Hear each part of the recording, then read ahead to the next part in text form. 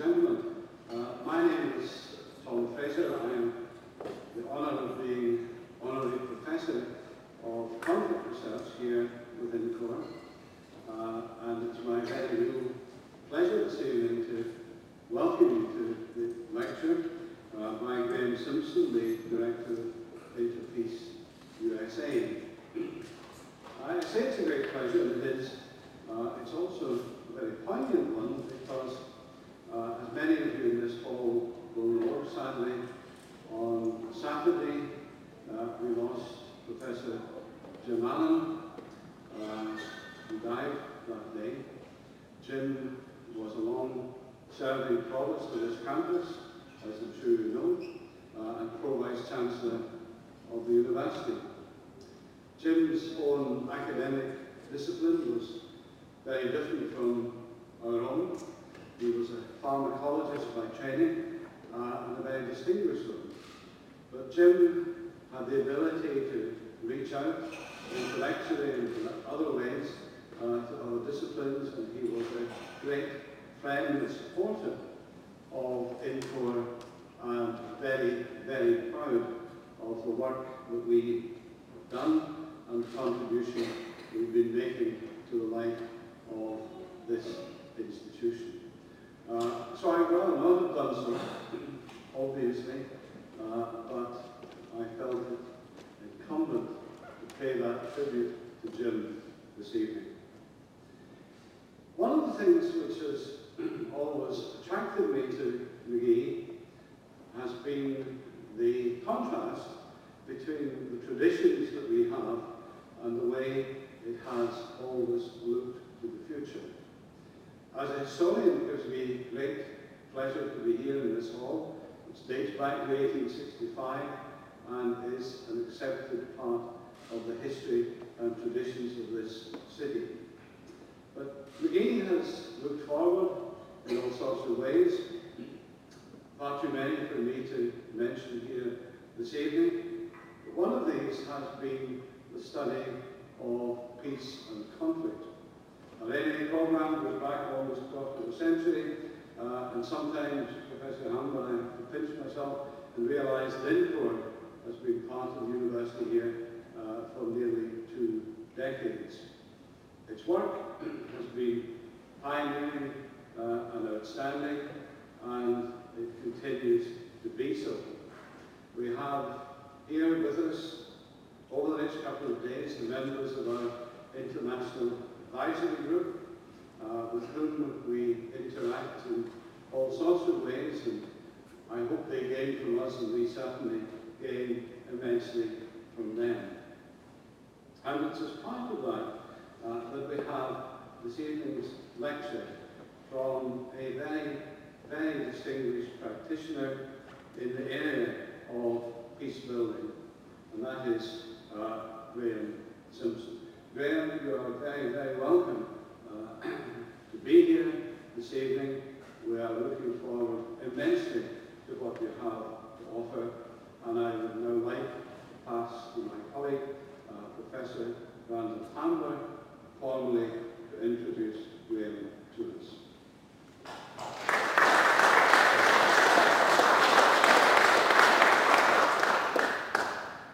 Thank you very much, Tom. It's a great honour for me to be here tonight to introduce Graeme to yourselves, and also on behalf of INCORE to also formally welcome to the campus our International Advisory Board, of which Graeme Simpson is one of the members. But we also have with us Andy Carl from Conciliation Resources, John Healy from UCD, Shimona Dasgupta from the Society for Participatory Research in Asia, and Gorka Spu from the Basque Country, who also works with a social innovation company there called Denikin. And then, who couldn't be with us today, is also an advisory group, Senator Morris Hayes. So it's fantastic for us to be able to welcome them to the campus. They're an instrumental part in the operations of INCORE in terms of getting us to think outside the box and to think globally, to think about where our work is placed. So it's fantastic for us to have them all here. What we've tried to do, and we've had international advisory group meetings in the past, is we've invited one of the members to give a lecture. think unfortunately for Graeme, I picked on him this time round. But it really is a great honour for me to have Graeme here. Graeme is an old friend and colleague of mine. We worked with each other at the Centre for the Study of Violence and Reconciliation in Johannesburg. He's somebody who, for me personally, I consider a mentor in many ways. So it's really fantastic for me to have Graeme here and to be able to speak to you tonight. And I feel very privileged and very happy to have him here. Graeme has a law degree in LLB and a master's degree in history from the University of the Witwatersrand in South Africa. He was the co-founder in 1989 of the Centre for the Study of Violence and Reconciliation in Johannesburg, and its executive director until April 2005. And in April 2005, he was then appointed as the Director of Country Program at the International Centre for Transitional Justice in New York, and later went on to be the Director of Thematic Programs at the Centre, which meant that he worked in over 25 different countries around the globe on transitional justice and peacebuilding issues. More recently, Graeme has moved to Interpeace, which is an organisation based in Geneva, and he's their director in the United States. They currently work in 15 conflict and immediate post-conflict zones around the world. They've been doing so for the last decade and a half. So needless to say, with that background, Graeme brings an enormous amount of experience from a range of different contexts, and we really look forward to what he has to say. The title of the talk is Measuring Societal Fragility and Resilience, Some Reflections on Peacebuilding, State Building, and Reconciliation. So you're very welcome.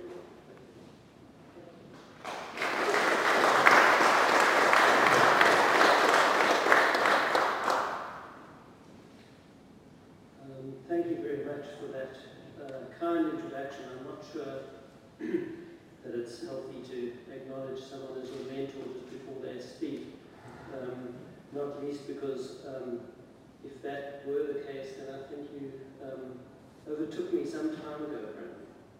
Actually, it's a great pleasure to be in this building, to be on the Heat campus, and as we think about some of these issues about societal conflict and resilience, always mindful of how we are both looking back and looking forward, contemplating the sources and origins of conflict and violence in our societies, and always thinking about the relationship between the past and the future.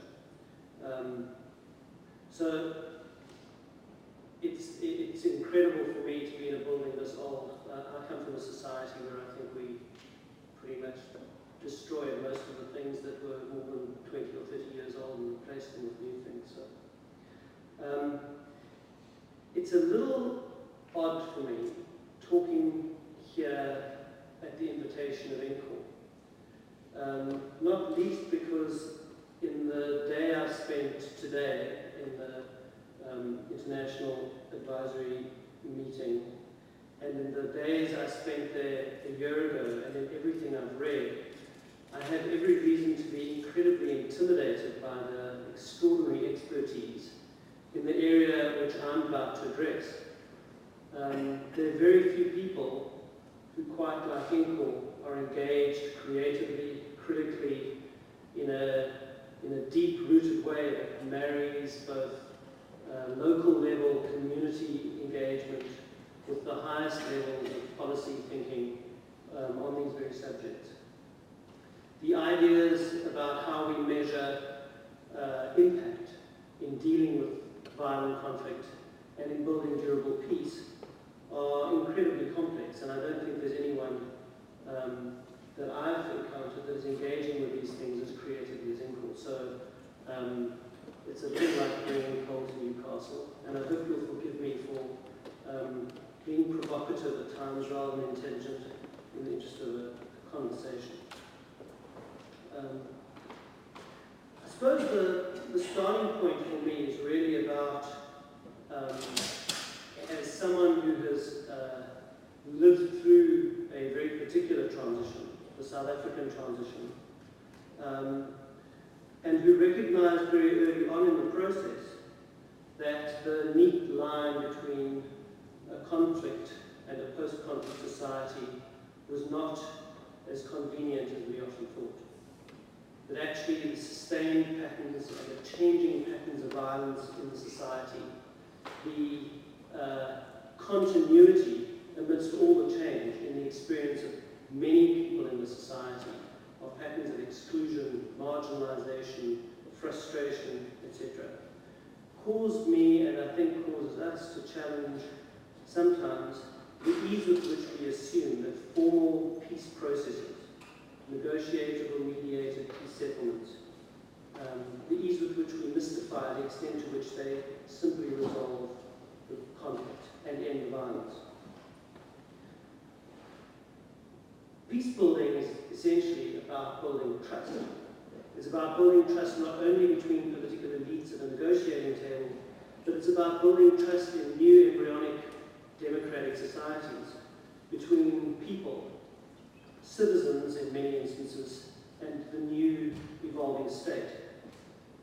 It's also about how we craft trust between groups in society that extend beyond just the political elites. Groups who are often, and stakeholders, constituencies for peace building, who are often excluded or marginal, quite remote from the actual negotiations or the peace processes themselves, yet who have a vital stake in the future of peace and the potential as sources of real fragility if they're alienated or excluded. And so peace building is much more than political agreements. It's much more than elite pacts. It's also much more than the absence of violence, often understood as being along the same lines as historical fissures, that sometimes it is violence itself which changes, which transmutes in emerging, transformed societies. And so what I want to do is try and address some of the issues which relate to how we try and work out, how we try and assess what the factors are that impact on both fragility, the risk factors of re-emerging violence or new patterns of violence in society, and the factors which perhaps contribute to greater resilience, to resistance capacity in societies to actually resist the re-emergence of violence or anticipate the new fault lines of conflict. This is a very difficult process. And it's one which, for very good reason, I think defies monocausal explanations of violence. The tendency to think about historical violence by reference to one thing, economic exclusion, identity politics, dispossession or denial of political rights. If we choose one of these things to the exclusion of others and look for monocausal explanations of violence, more often than not we will look for single causes and simplistic solutions. And the danger then is that it becomes very difficult to measure the causal relationship between peace-building interventions and the assumption that they contribute or fail to re-emerging conflict. So it's by no accident that peace builders, development practitioners, and policymakers alike are all very interested in getting better at measuring what works and what doesn't in building durable peace. Much easier said than done. It's especially true in the current economic climate, where frankly, the majority of donor countries from the north, the global north, are increasingly under pressure by their own taxpayers to justify why they're spending money abroad rather than at home. The problem is, these are very difficult things to measure. When we measure peace building, or what works in peace building, we're trying to measure, it suffers from all the problems associated with measurement in prevention agendas. We're trying often to measure what causes something not to happen, rather than just what does happen. We're sometimes looking at causal connections, rather than just correlations, between interventions and outcomes that really defies the boundaries of social science and what we can and can't do. We're doing it, as I say, often in a situation where to measure simply whether or not historical conflict that we've dealt with re-emerges or not along the same lines of social and political cleavage is not good enough, because in many societies the nature of violence itself changes. Violence itself is in transition. The simple relationship between political and criminal violence in societies where political activity has been criminalized, and therefore it becomes noble to be on the wrong side of the law. And very often we see the flip side of that coin is the politicization of crime, and the lines between political and criminal violence and the relabeling of that through transitions is much easier said than done. Finally, the prevention agenda and the peacebuilding agenda is not just about resolving past conflict, but it's also about understanding the new fractures in emerging societies that present fault lines and risks of fragility as they emerge. It's a forward-looking agenda, not just a retrospective one. Despite this, despite all these complexities, international donors and policymakers more often than not demand of those of us who are implementing peacebuilding programs that we can demonstrate short-term impact for problems that are only ever dealt with in the medium and long term, and very difficult to assess in other ways. There are several dangers implicit in this approach. The first is that emphasis may very easily be placed on selective, piecemeal, or sector-specific interventions instead of more systemic analyses of the underlying and context-specific causes of fragility and potential for resilience. The second concern is that the focus of this kind of measurement is often exclusively retrospective, as I said. The obsession with causes of past conflict at the expense of proactively identifying the indicators or fault lines of future violence.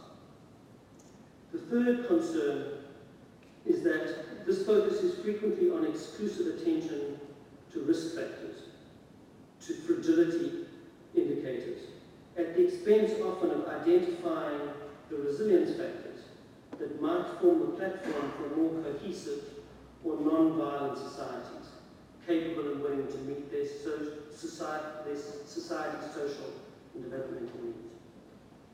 Fourthly, emphasis of this sort of measurement provides the emphasis which is too narrowly oriented around political players and powerful stakeholders engaged in the formal peace process, at the expense of attention to those who are often more marginal, frequently less politically articulate, and yet who inevitably have a critical stake in the future of peace in these societies, and often the potential to work and operate as spoilers, sources of either resilience or fragility.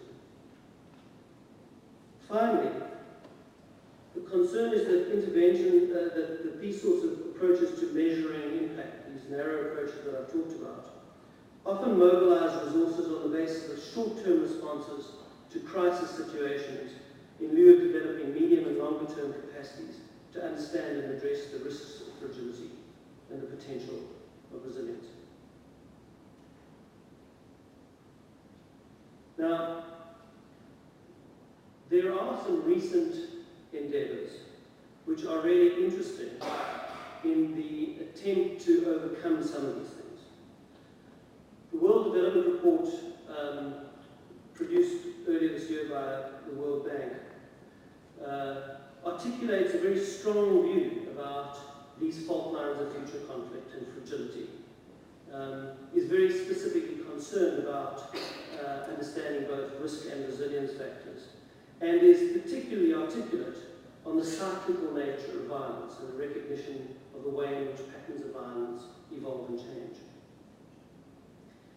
I think that the comfort levels may stop there, because what the World Development Report essentially does is it ends up saying, well, there are three key interventions that we need to look at if we want to prevent future conflict, if want to prevent conflict from re-emerging. Essentially, they say jobs, security, and justice. And for jobs, we'll read effective delivery, effective development aid, rather than just jobs, although they really do emphasize job creation as the key ingredient. Throughout the analysis of the World Bank's World Development Report is a very strong emphasis on the role of the state. That the key means of achieving these goals has to be through state delivery, through building confidence measures in new emerging democratic state institutions, and a very heavy focus on the assumptions about the relationship between state building and peace building. And there are really some, I think, grave concerns about these assumptions. And they relate to some extent to my concern also about elite political pacts and the assumption that political settlements inherently address some of the key ingredients that we're concerned about. The first of these is that we make, I think, some dangerous assumptions about the relationship between state building and peace building if we don't recognize that actually the formation of new states in many societies emerging from conflict itself actually operates as a magnet. States represent in fragile societies the potential for as an organizational base for systems of patronage. The patrimonial state, highly sectarian or divided states, may often not provide the kind of opportunities for peace building that we assume they do.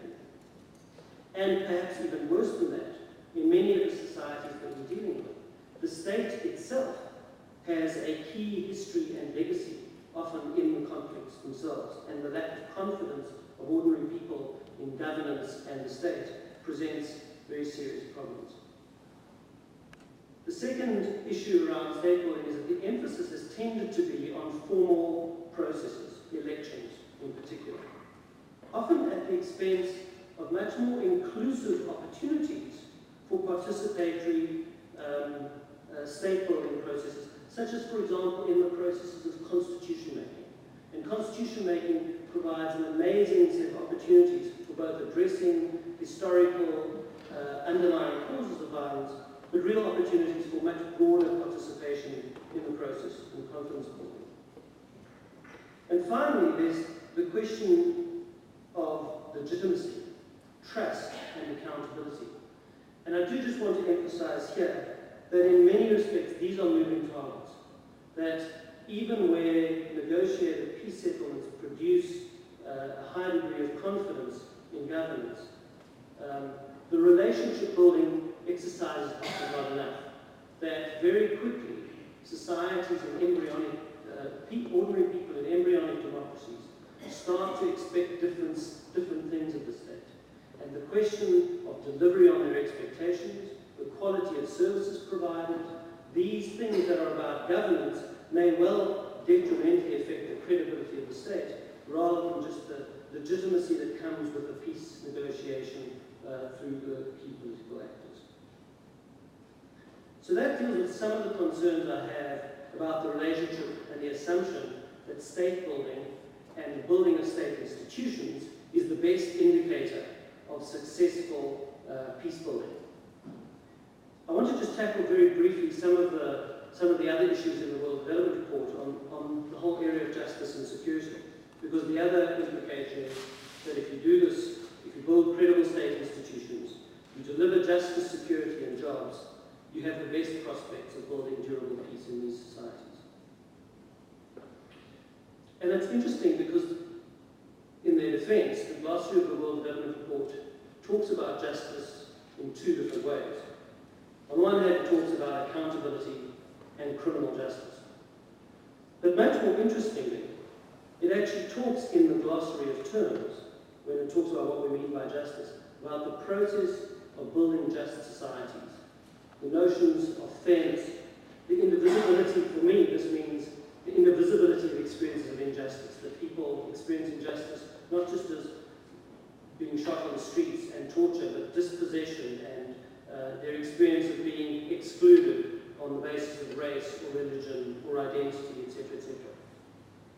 And yet, what the World Development Report does, because it's concerned largely with institution building and state building, is it abandons these broader notions of fairness and justice and just societies in favour of a narrow approach to law enforcement, to security writ small, to justice with a small j, at the expense, I think, of many of the, and in a state-centric fashion, at the expense of many of the forms of justice which may have a much more enduring impact on peace building.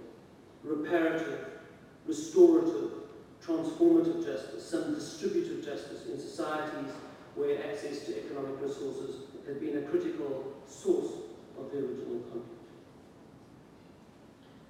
And finally, I want to suggest that there are alternatives, but that even these notions of restorative justice, very much a component of the transitional justice field, which makes the argument that societies that deal with the past, that grapple with past violations through truth-seeking, through providing reparation, through criminal justice accountability for those most responsible, through institutional reform and the building of state, even where we do see a panoply of measures, which is a much more comprehensive notion of justice that arguably contributes in a more comprehensive way to durable peace, I think there's very good critical work at the moment which says that most of these claims are really faith-based, that most of the claims in societies that do these things are necessarily going to be more peaceful. There are fantastic counter-arguments to be made on this. East Timor had a truth commission, it had a special crimes panel, international crimes panel, it had a local level reconciliation process, in the Biti Bot process, it had a degree of institutional transformation of the state, and yet you had a fairly significant return to violence, largely on the back of a marginalized, frustrated youth population.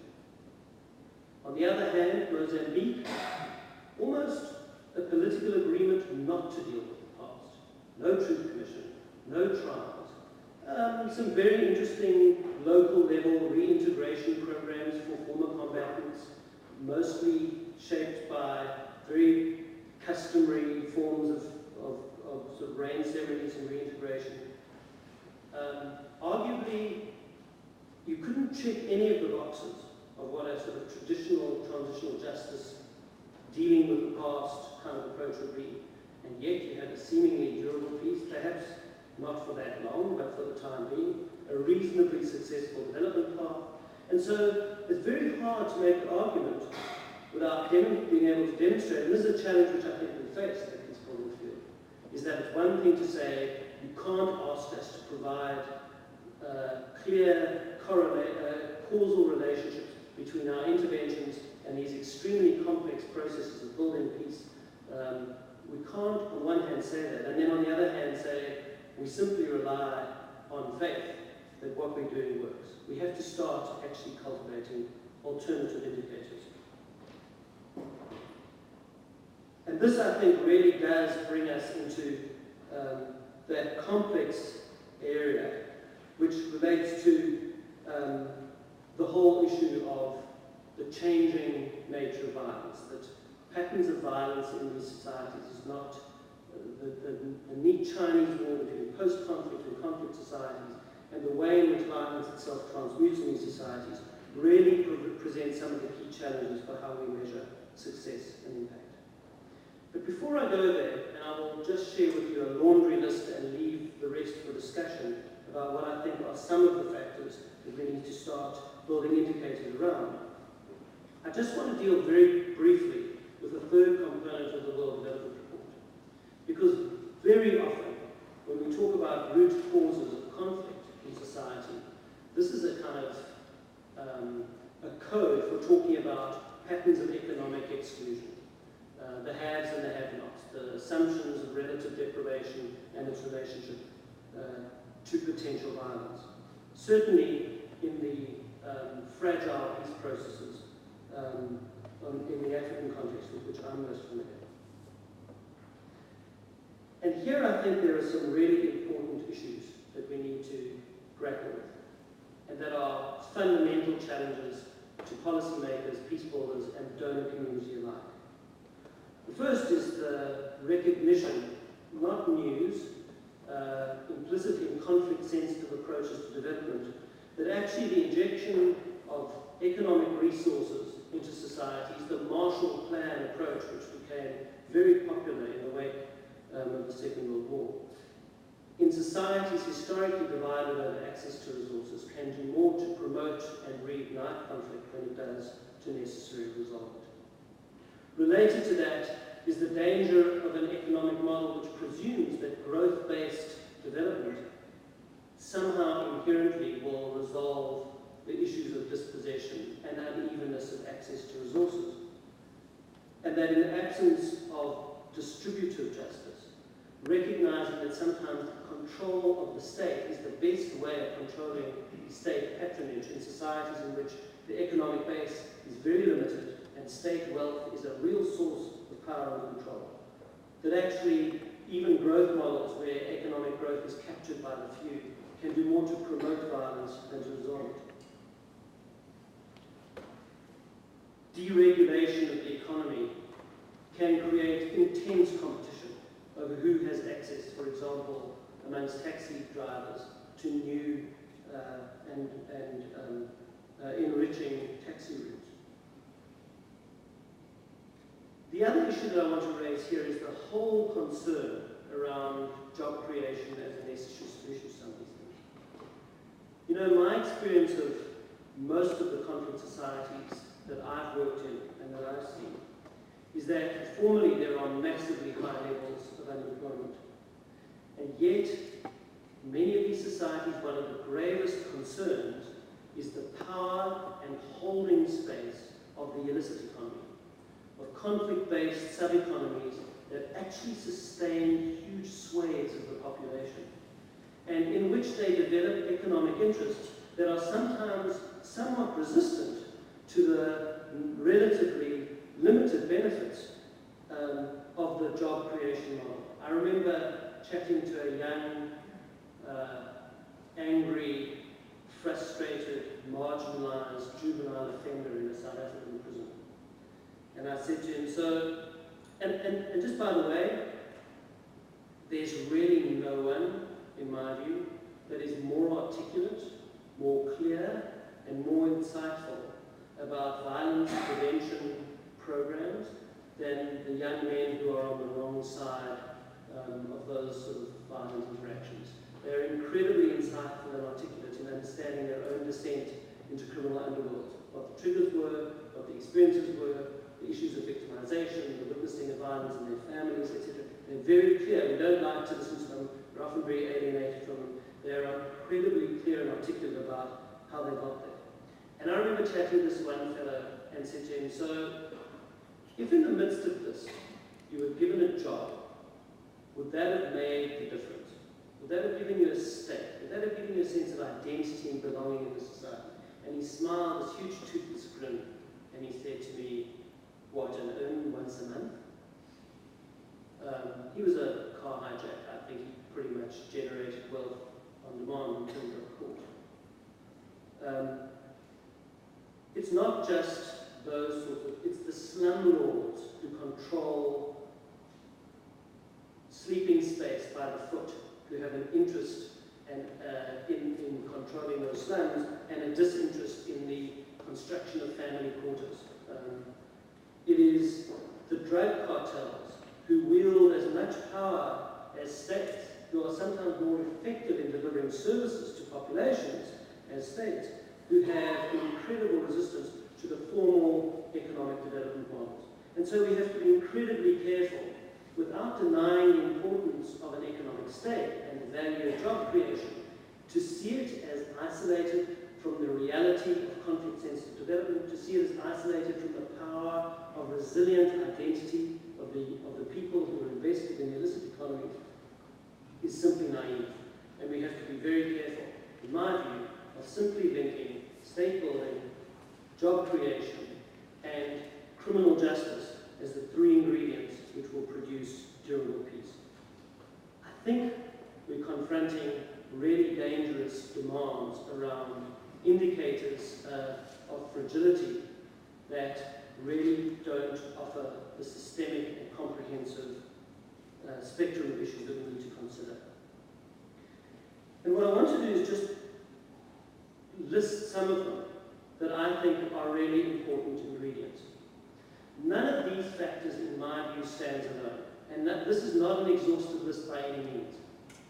But what I do think this suggests is that we need to start thinking not about these neat boxes of linear causation that frankly are extremely difficult to prove anyway. But we need to start thinking about how we measure and how we think about indicators of the factors that contribute to durable peace as a much more as a basket of ingredients, a range of factors that we have to identify in any given context and then weigh against each other.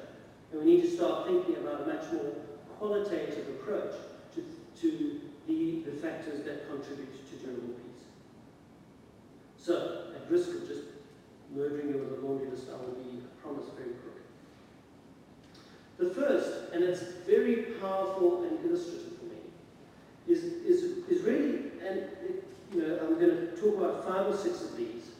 It's really about understanding better the social constituencies who sit at that critical dividing line, at that critical sort of fork in the road, where depending on how we engage with them, they could be a real factor in the resilience and social cohesion of society, on the one hand, but on the other hand, may provide us with the alternative path, which is a real indication of fragility and the risk factors, the fault lines of new conflict.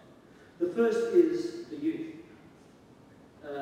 And I think there's a huge literature on risk and resilience in the youth sector, which helps us understand this critical potential area. They could be both the critical spoilers in peacebuilding processes, alienated, frustrated, underemployed, often well-armed, recruited into militias, etc. And on the other hand, they could very easily, and often are, some of the most articulate protagonists of creative peacebuilding.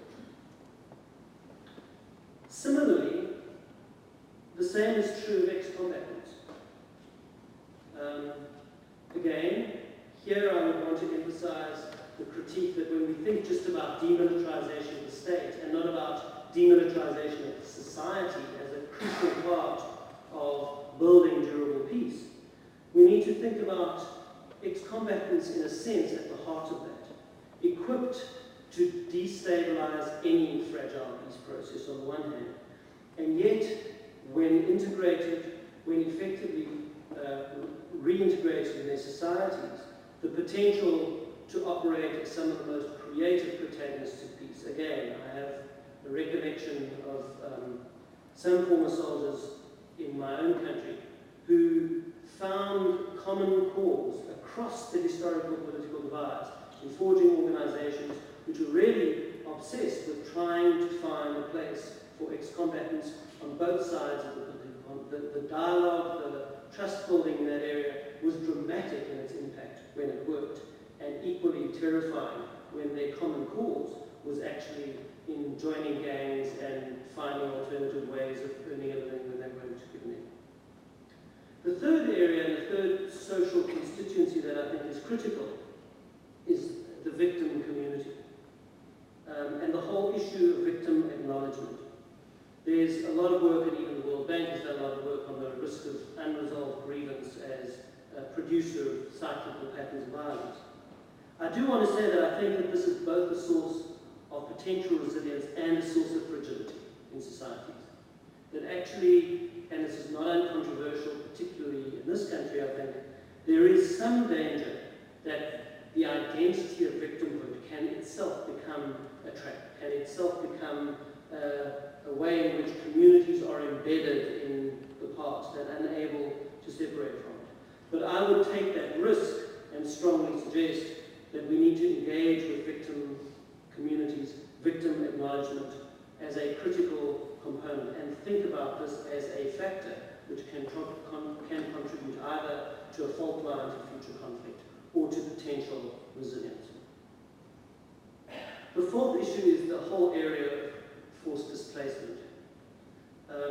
The issues of displacement and dispossession are not favourites amongst the sort of justice community.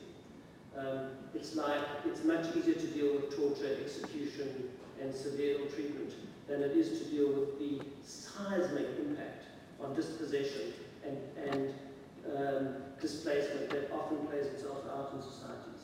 And yet you don't have to look at much beyond the cyclical patterns of displacement in a place like central Bosnia to realize that no one in that society believes that they are living in their real home.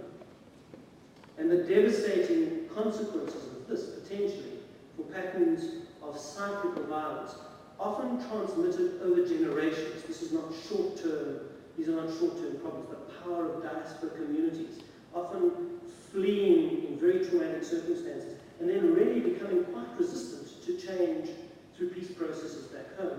These questions of displacement and the identity of displacement are, in my view, and the social dislocation, again, critical issues that we need to address if we're going to build durable peace in many of these societies. Patterns of gender-based violence, not just understood as violence against women, but also recognized as expressions of an assertion of masculine identity, where it is primarily young men who are perpetrators of violence, and yet the resistance to think about this as a gendered discourse and a set of gendered power relationships is really critical. I think that the sustained patterns of violence against women in many societies beg the question of whether or not we can talk about them as post-conflict societies. In my own country, if the levels of violence that were taking place against women 10 years after the South African transition to democracy were taking place in central Bosnia during the war, and we made the argument that it was systematic, we would call it a crime against humanity. We would see it as part of the tools of war. And yet, because it's taking place in a post-conflict phase, and because we can make this extraordinary distinction between extraordinary and ordinary violence as experienced by women, we fail to engage with this as a critical, at least, indicator of patterns of fragility in these societies. And again, the concerns about women as potential peace builders and the powerful contribution that they have demonstrably made is in itself an indication of the alternative, which is the potential for extraordinary resilience. I've talked about the resilience of war-based sub-economies and how we assess the traction, the holding that provides for so many people in society, and recognize the need, when we talk about development, not only to create a formal economy, but often to destroy those sources of illicit wealth, because they pollute fragile peace contexts. The danger of crafting national solutions in societies to patterns of violence and conflict that are regional and sub-regional in their character, that do not respect the boundaries of nation-state. This is a critical component to thinking about the relationship between the local and the global, where often we understand that the most carefully woven national peace processes can be undone at the most local level. The symbiotic relationship between local and global. And so what I'm suggesting, and I have more on my laundry list that will not torture you any further, what I'm suggesting is that we need to start rethinking the way in which we think about fragility and resilience. And we need to start seeing this as a contested terrain and a basket of factors, which in any society, and there are many more than I've mentioned, we need to start weighing against each other. We need to start seeing them as interactive, systematic, a much more systematic approach to thinking about these things. Just as we understand that the origins of violence are more often than not embedded in the potent cocktail of the mobilization of identity, combined with the patterns of political or economic exclusion, so we need to think about addressing these things in tandem and in parallel if we want to start measuring more effectively. Now, I'm aware that this is much more easily said than done. But what I do think it does is it gives us, through not only the concern with fragility, but when we think about the potential issues of resilience and social cohesion, I think we can start reclaiming the space, not uncontroversially, of where reconciliation stands in these processes. The recognition of the fact that reconciliation is both about recrafting the relationship between citizens and new embryonic states, civic trust, and the role of states, accountable states, is not irrelevant, despite my criticisms early of the assumptions about the relationship between state building and peace building. But if this is done to the exclusion of the recognition that we need to also recraft the social fabric, restitch the social fabric in the relationships between people, that is not just dependent on a relationship to the state, I think we fail before we begin. And that's where I believe reconciliation and the discourse of reconciliation becomes critical in the state building and peace building conversation. And that's what I believe presents us with another set of measures for thinking about how we measure success. It's not easy, but it's essential.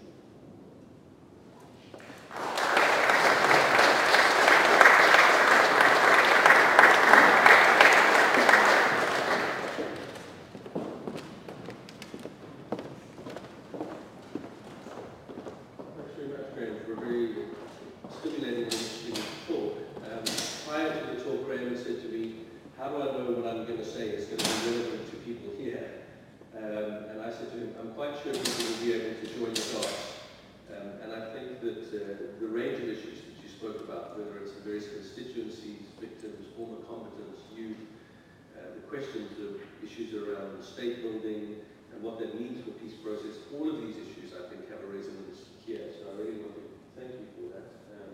And I'm quite sure that people will be able to join the dance.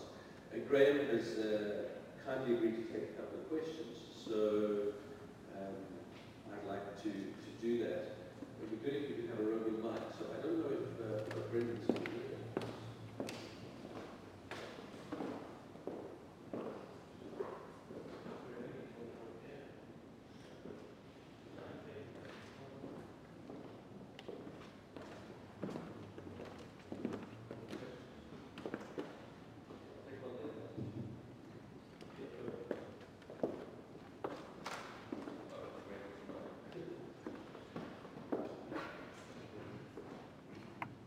Well, first of all, thank you very much for a very rich, very interesting talk, and I can assure you that it was all very relevant to our situation here in Northern Ireland. I wanted to ask you just one thing. When you talk about measurement, I'm not sure how much you mean that literally or how much you mean it figuratively, whether you're actually talking about metric frameworks and so on that will allow for that kind of measurement of each of your indicators year on year, and if so, if you could give us some examples of that. Yeah, it's a very good and very challenging question. I spent 2 days last week at a meeting in Washington, surrounded by some of the smartest minds on these issues, statisticians from all over the world who completely befuddled me with some of their insights on this. And actually, you know, in terms of the current debates, promoted particularly by international dialogue on state building and peace building as a sort of poor cousin of what is a global consultation on aid effectiveness, in which state building and peace building is seen as one subset. There is a real movement afoot, promoted, interestingly enough, by a group of countries known as the G7 plus countries, to get clear indicators of what they need to do. And the reason this is important is because from the perspective of local ownership, this is a group of governments who are not the usual northern-based donor communities insisting on this. It's a group of governments from conflict societies, from so-called fragile societies, although everyone talks about fragile states, I prefer to talk about fragile societies. Now, they have a very particular interest in this, and they are, to some extent, interested in a narrow paradigm, because if they're saying the answer is state building, then they're looking for very particular indicators. And yes, there are an extraordinary range. I mean, I was shocked when I sat in a working group on justice and security to hear someone talk about the 20 or 30 different established measures of certain things. Some very microscopic, but a proxy for broader interpretation. So, victimization surveys to establish the number of homicides tends to be, in a society per 100,000, tends to be much more accurate than other forms of violent crime, because homicides, it's not always easy to hide the bodies, etc., etc. It tends to be a good indicator. Is it a good proxy for all of the other issues that you want to measure in terms of violent crime? Not necessarily. Does it get to the hidden figure of sexual violence or crimes of shame, which are crimes against children, crimes against women, etc., etc., where there's massive underreporting? Not really. It does address some of the other concerns. So there are a range of these indices. What was really interesting to me was that when I frankly irritated everyone in the room by saying, actually, we need to think about this by reference not only to state building, not only to criminal justice, but we need to think about this by reference to experiences of injustice and how we address that. Reparation, to what extent have victim communities' needs been addressed, etc., etc. More often than not, the response was, well, do you have an indicator for this?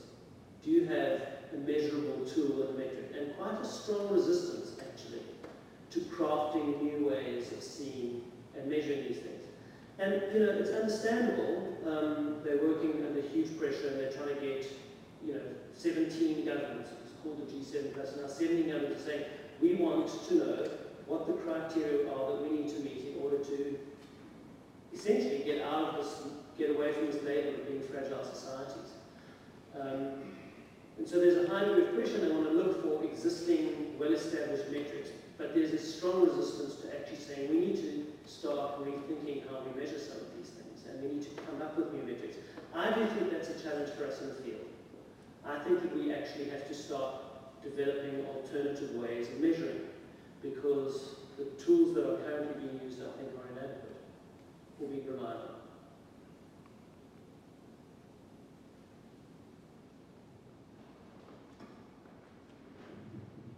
Thanks very much. My name is Ken Bush, I'm the research coordinator at INCORE. First of all, thank you very much for that talk. It was very stimulating. I'd like to follow on from actually just where you left off.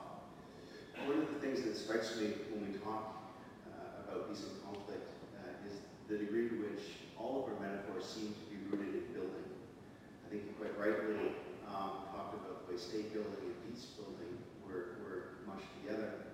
And I wonder what happens when we, in light of your call, that we change the way we think about and measure and evaluate peace building initiatives. I wonder what happens when we change our root metaphor from building to something more organic. So instead of thinking about peace building, we think about peace nurturing. Again, it's not just a semantic exercise. What it forces us to do is to begin rethinking the fundamental dynamics underpinning reweaving of foreign social fabric. So the short question is, what happens when we change a metaphor to something more organic in terms of the way we evaluate what we're trying to evaluate? I mean, you're making life extremely awkward, frankly. It's hard enough to be presenting challenges on how peace-building indicators are assessed without going, as I think many people would say, even softer by starting to talk about peace nurturing, and then people would say, okay, you're in another field. There's a strategic limit to how much we can do, not conceptually, but politically, in terms of how to leverage off where the current debates are, but still work within that. I mean, I think the magnitude of the task is big enough as it is. I don't disagree with it. I think there's I have a slight sort of ambivalence, which is based on the fact that having been in this field for nearly 25 years myself, I think that as a sector we are prone to some very semantic navel gazing, and I think that that's a convenient way of dealing with us on these things, that you're changing the language, but the problem's the same. And in some sense, I think it's true there. I think whatever we call it, we still have to find a way of creating a usable basket of mechanisms, that even if it's a matrix where we're starting to say we need to weigh these factors against each other, etc., rather than a too linear notion of change, etc., we measure. I think we have to start coming up with some creative alternatives to the prevailing wisdom of these things, because I think it's potentially quite destructive. I don't resist the idea. My concerns about it are more strategic than conceptual.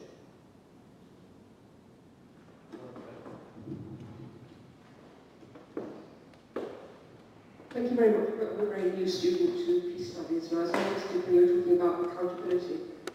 And I was really thinking about the issue in Cambodia, where the trials are now happening with the Khmer Rouge people, and whether the timing of that is going to open port lines or close port lines, and what is the best timing when people are still alive. Yeah, I mean, this is also a question of, in my view, of high strategy, not high principle. I think that there's a really unhelpful, I think, dysfunctional debate that has taken place about what has been presented as the dichotomous relationship between peacebuilding and justice.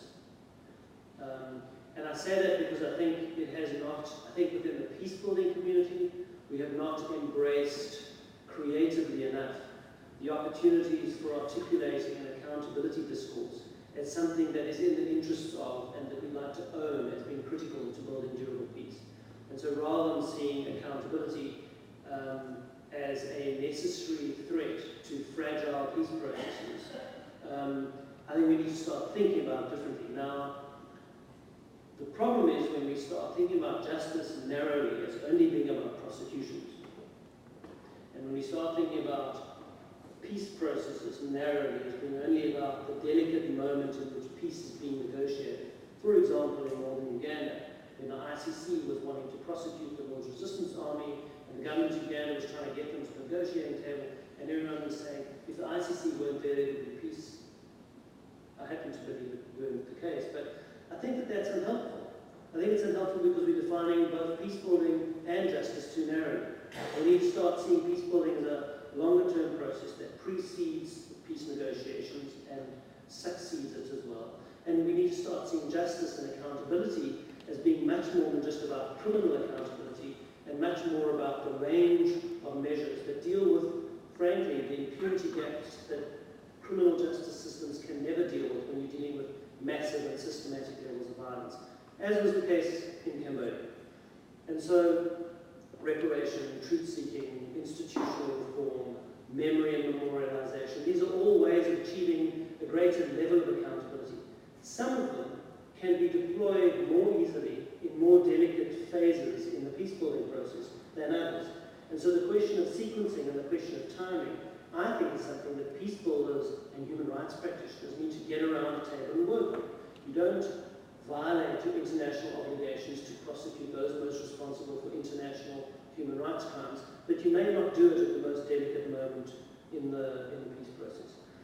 And so, Bosnia and Cambodia are really interesting examples. In Bosnia, you've got a process which very early on was and particularly driven by international community interest in this, was shaped very much by establishment of the International Criminal Tribunal for former Yugoslavia, a criminal justice process, the building of a national war crimes chamber and a justice system that could take over that responsibility, and 15 years of pursuit of war criminals.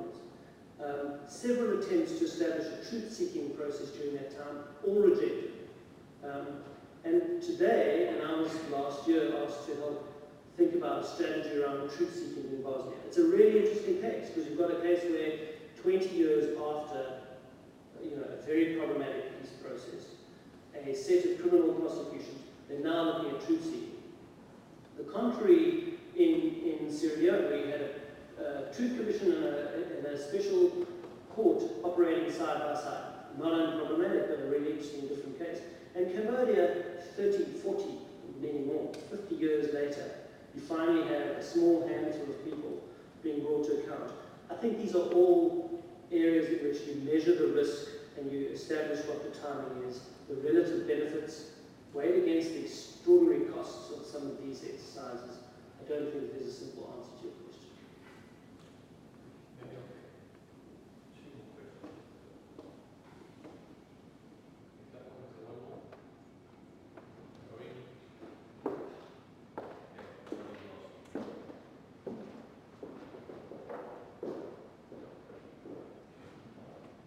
Joanna, from INCORE. Graeme, thank you very much.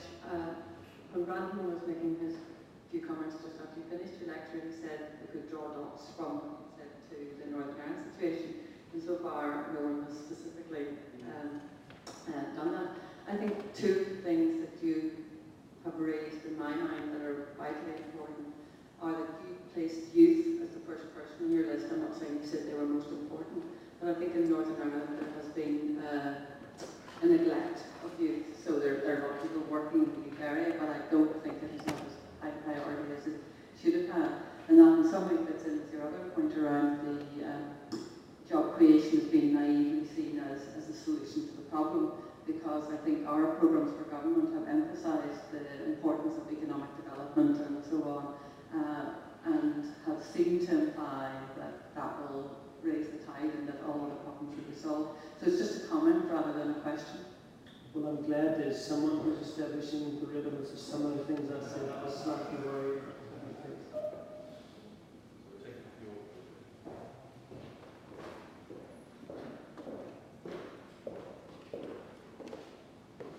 Arthur Atchison, I'm an architect, so it's quite interesting to hear about the building side of things.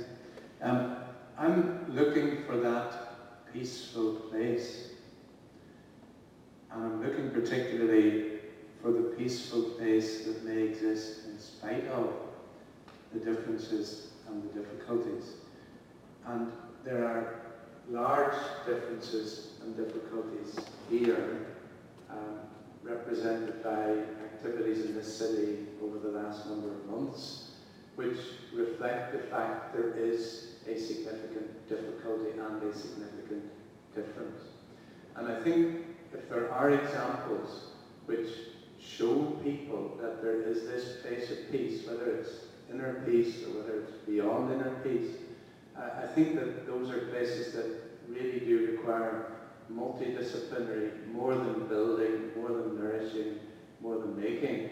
And certainly I'm delighted to be here listening today, but I did feel that it's that search, and as you mentioned, baskets of things. But I'm just wondering, are there wonderful examples that I should be looking at?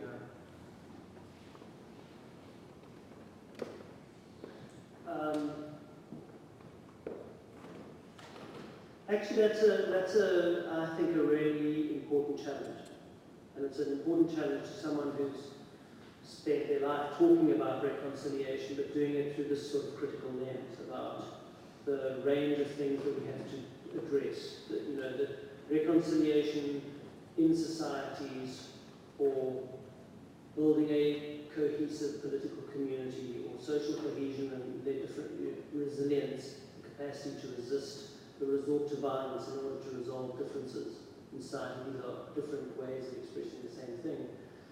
That to cast them as an aspirational goal, and not to be able to demonstrate where they are achievable is an extremely frustrating thing. And I take the challenge, very directly. Having said that, I think it's a fool who would look at any society and say, well, you have your utopian example there, because someone who knows it better than you will say, not so quick. Scratch the surface and you'll find the underlying concerns.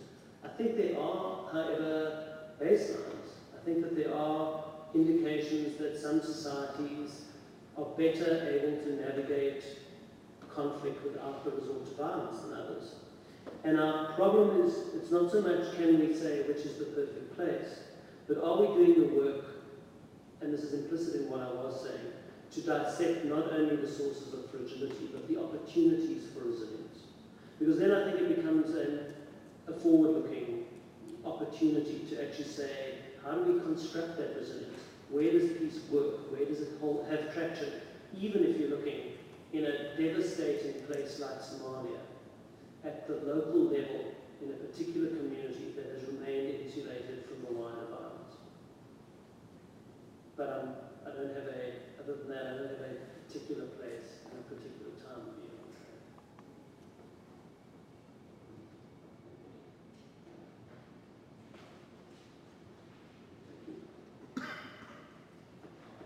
Thanks very much, Graeme. And I was standing there trying to think how long I've known you, and it's probably about 18 or 20 years or something.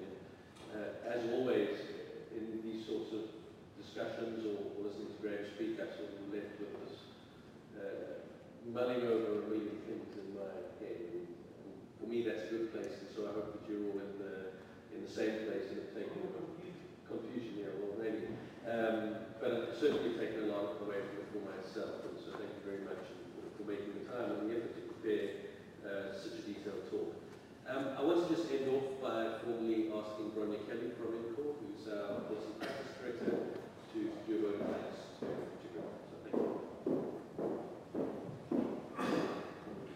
Well, I won't keep you long. I just wanted to also to extend our thanks, I think, on behalf of INCORE, our colleagues in the International Advisory Group who have been meeting today, and to all of you who have come this evening. And I'm very heartened to see so many of our graduate students coming along today, and I hope that these will be discussions that we'll be having in the classroom over the next year. But I really wanted to thank you. I was so much looking forward to the lecture tonight, because my experience of Graeme is that he's both pragmatic but also very creative and very broad in his thinking, and that's certainly what we got today. A few of the things that really stood out for me, and thinking about the Northern Ireland context, was the idea that violence itself is in transition. And I think that that's something that we don't move from a society that was violent to a society that is non-violent, but that process is always in transition.